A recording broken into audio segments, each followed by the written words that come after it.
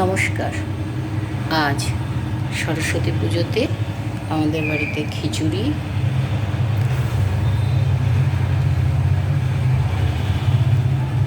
লাবড়ার তরকারি, আলু ভাজা হয়েছে, আর খাওয়ার সময় পাঁপড় ভাজা হবে।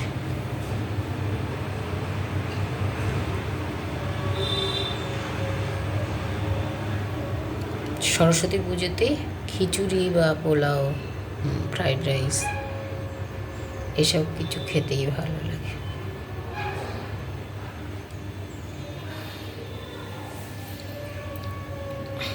আমরা ছোটোবেলা স্কুলে যেতাম, তখন খিচুড়ি, লাবড়ার তরকারি, চাটনি, পায়েস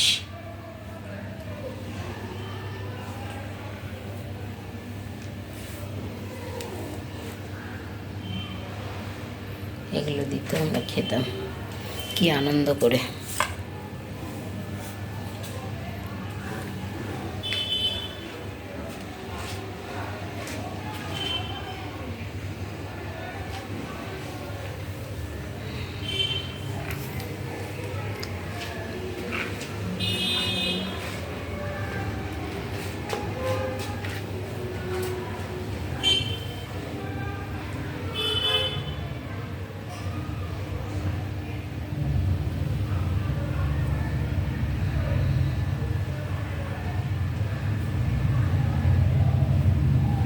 এটা গোবিন্দভোগ চালের মধ্যে মুগ ডালের খিচুড়ি।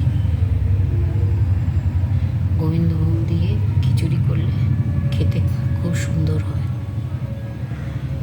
আর হজমও হয়ে যায় তাড়াতাড়ি। খিচুড়ি খেলে যে মাঝে মাঝে একটা কষ্ট হয়, সেটা এটাতে হয় না।